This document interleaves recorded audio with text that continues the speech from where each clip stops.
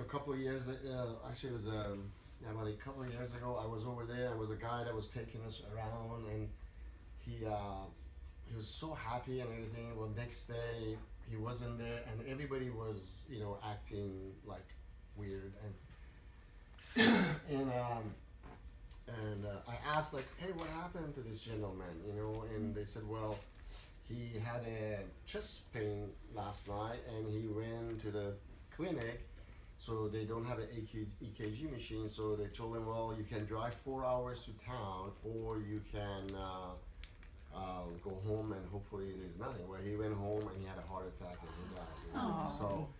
So 6 months later, when I went back, I took a small, I bought an EKG machine, and I took an EKG machine down there, and they asked me to. I hate doing stuff like this.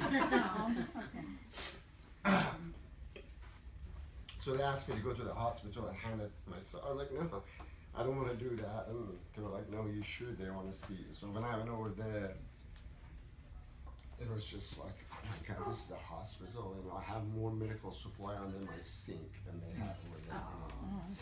And so they had these women that they said that their biggest thing is child, because two things, incubators and also lights for jaundice or whatever.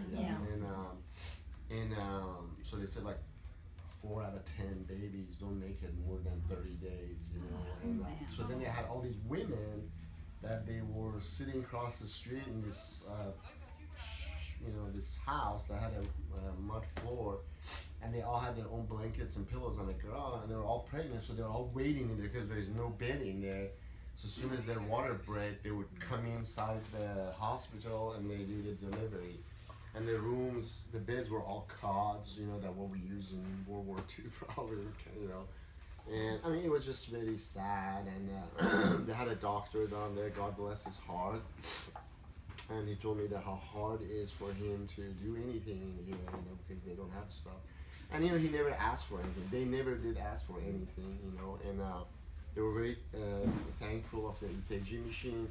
They took me to this room, and they had an ultrasonic machine that Red Cross gave him, and they were treating that thing like a shrine. It had 6 plastics on it, and it had its own room and everything. And then they took me to a different room, and they said, this is where the EKG machine is. And this was a cheap EKG machine. I think it was I paid $1,800 on, I bought it for. It's not a big one, it's a portable one. And now we're gonna have a nice one taken over there, but then I came back and.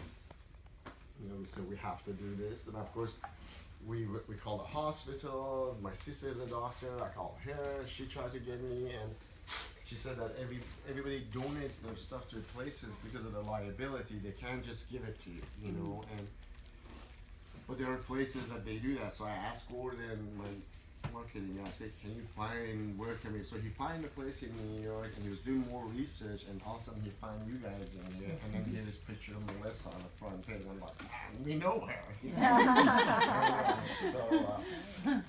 So that worked out really well, and thank you guys for volunteering.